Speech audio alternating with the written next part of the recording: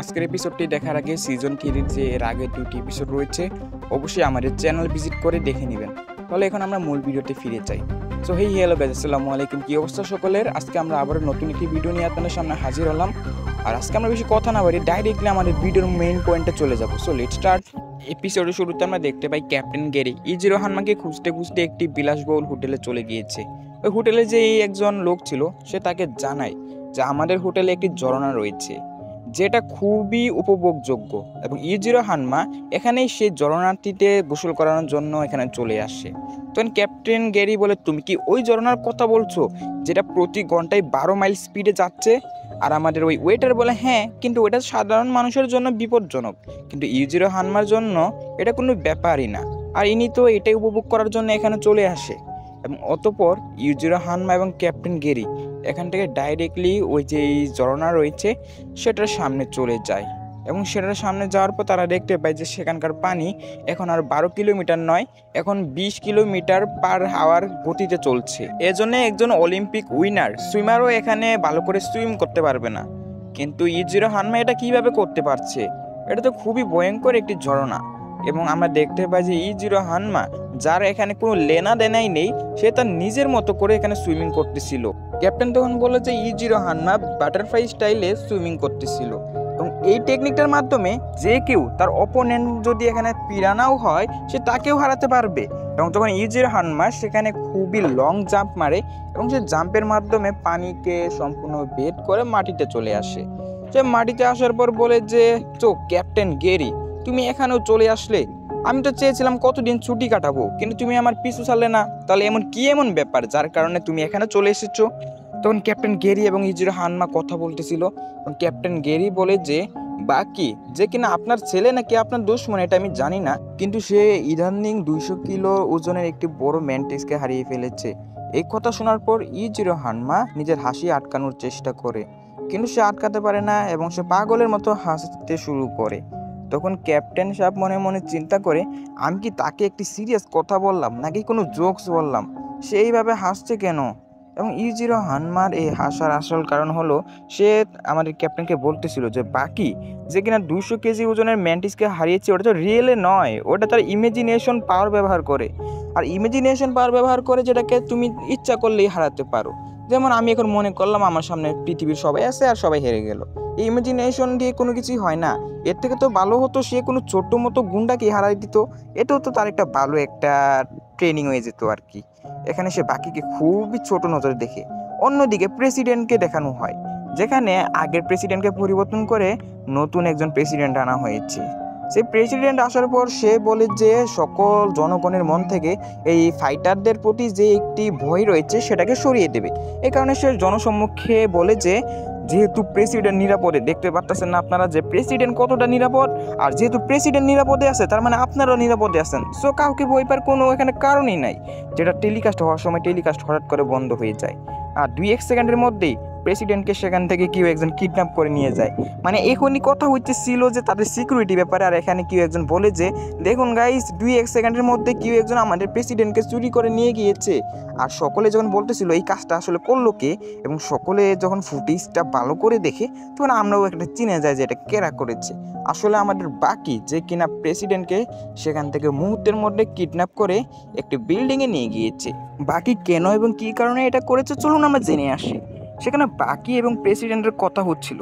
President বলে, তোমাকে তো দেখে মনে হচ্ছে 17 কিংবা 18 বছর, তাহলে তুমি এই ক্রাইমটা কেন করলে? বাকি বলে, আমি এটা ইচ্ছা করেই করেছি, আমাকে আপনি শাস্তি দিন। আর বিশেষ করে আপনি আমাকে যেহেতু জেলে পাঠাবেন, তাহলে এরিজোনার যে একটি জেল রয়েছে সেখানে পাঠান। আর এই কথা শুনে প্রেসিডেন্ট একটু চমকে যায়, কারণ বাকি, যার বয়স মাত্র 17 থেকে 18 বছর, সে কেন নিজে নিজে ইচ্ছা করে জেলে যেতে যায়? এবং প্রেসিডেন্ট তো ফাইনালি সেটার রিজন বুঝে যায়। প্রেসিডেন্ট বলে, তুমি কি মিস্টার আনজিটের সঙ্গে দেখা করতে চাইতেছো? বাকি বলে, হ্যাঁ, আমি আনজিটের সঙ্গে দেখা করতে চাই, আর এই মিস্টার আনজিটকে এটা আপনারা পরবর্তীতে জানতে পারবেন। প্রেসিডেন্ট বলে, সে তো খুবই ভয়ানক এবং একটা দানব, তুমি তার সঙ্গে দেখা করে কি করবে? তুমি কি ফাইট করতে চাইতেছো তার সঙ্গে? বাকি বলে, হ্যাঁ, আর আপনি তাড়াতাড়ি আমাকে প্রিজনে পাঠানোর ব্যবস্থা করুন। তখন প্রেসিডেন্ট নিচে তার বডিগার্ডকে কল লাগায় এবং $10 চায়, কারণ তার কাছে কোনো পেমেন্ট ছিল না। বডিগার্ড বলে, এটা কোন টাইপের ফকির কিডন্যাপার?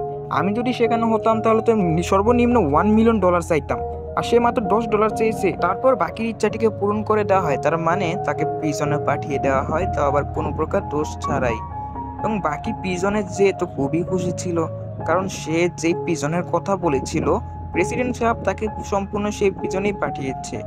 আর প্রিজনে আমি আপনাদেরকে কিছুটা বলি, এই প্রিজনে যেই রয়েছে মানে সবচেয়ে শক্তিশালী ফাইটার, তার নাম এখানে আমাদেরকে পরিচয় করানো হয়েছে মিস্টার অ্যানজিট। কিন্তু আমি 100% শিওর আপনারা সকলে তাকে আগে থেকেই চিনেন। সো কে সে আমরা পরবর্তীতে জানবো।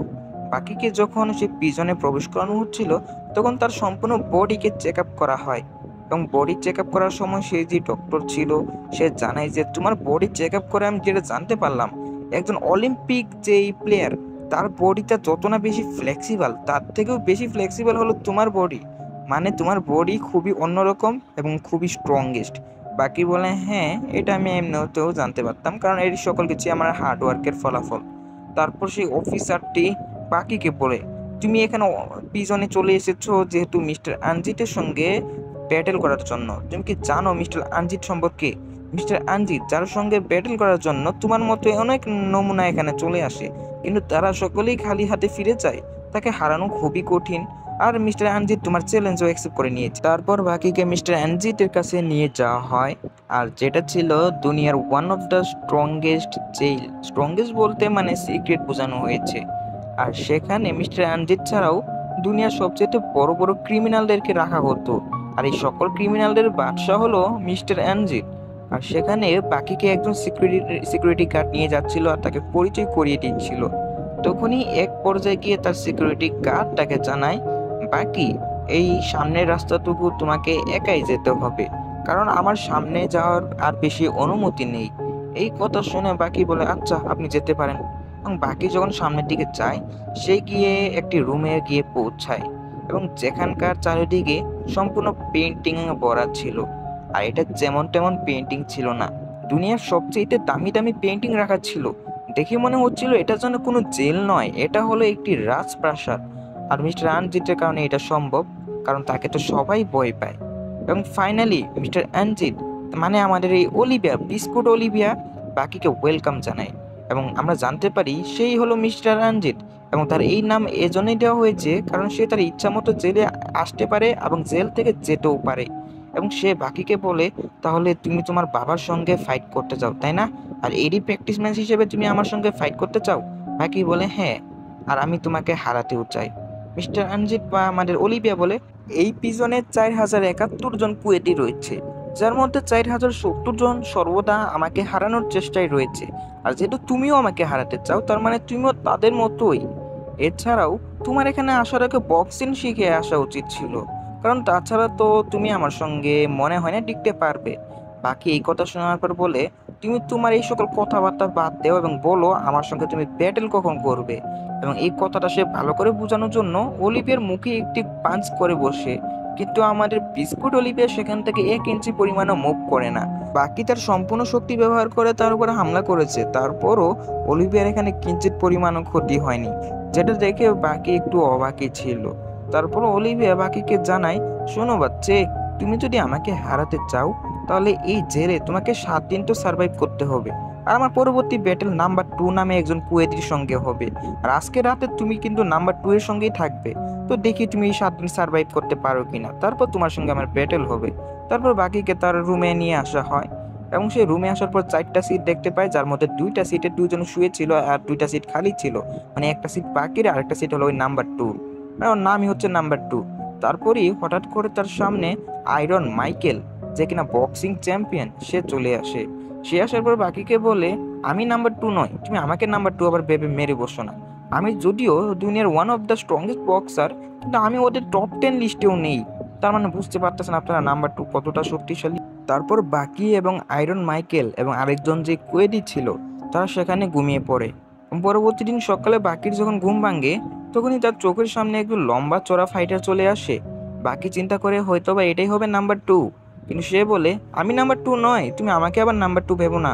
এবং তখনই তার সামনে আরেকজন লোক চলে আসে যে বাকি থেকে হালকা উঁচা ছিল। সে এসে বাকিকে বলে আমি হলাম নাম্বার 2, আর তোমার প্রতি তো আমার সম্মানটা বেড়েই গেল, কারণ তুমি প্রেসিডেন্টকে নিজের হাতের মুঠোয় পেয়েও মারলে না। তোমার জায়গায় যদি আমি হতাম তাহলে তো মেরেই ফেলতাম। বাকি বলে তোমার সঙ্গে আমার ফালতু কথা বলার কোনো সময় নেই। আমি যদি তোমাকে এখানে হারিয়ে দিই তাহলে কি আমি দুনিয়ার নাম্বার 2 ফাইটার হয়ে যাব? এবং এটা বলার সঙ্গে সঙ্গে পরিবেশ শান্ত হয়ে যায়। সকলে বলে, আরে বাকি তা কি বলতেছে, ও কি নিজের হাত সঙ্গে আমাদেরকেও মারাবে নাকি? এবং এখানে বাকি এবং নাম্বার 2 এর eye to eye, face to face ছিল। মানে বুঝতে পারতেছেন তারা খুব শীঘ্রই এখানে একটি ব্যাটেল লড়বে। আর এখানে আমাদের এপিসোড নাম্বার 3 শেষ হয়ে যায়। তো আশা করি আজকের এপিসোডটা আপনারা অনেক উপভোগ করেছেন, কিন্তু আমি খুবই উপভোগ করিনি, কারণ ভিডিও বানাতে ভাই অনেক কষ্ট হয়। তো আমি এই ভিডিওটা তখনই উপভোগ করব যখন আপনারা আমার চ্যানেলকে সাবস্ক্রাইব করে দিবেন। কারণ আপনারা দেখতেই পাচ্ছেন 10 মিনিটের ভিডিও বানাতে আমার 20 থেকে 30 মিনিট হয়তো বা কাজ করতে হয়েছে। তো অবশ্যই আপনারা সাপোর্ট দেখাতে পারেন, যে চ্যানেলে নতুন হলে এখনই সাবস্ক্রাইব করুন। কারণ দেখতে পাচ্ছেন যে অধিকাংশ লোকেরা আমার চ্যানেল সাবস্ক্রাইব করতেছে না ভাই, কেন?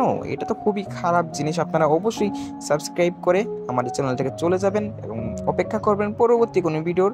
সো আজকের মতো সকলকে গুড বাই।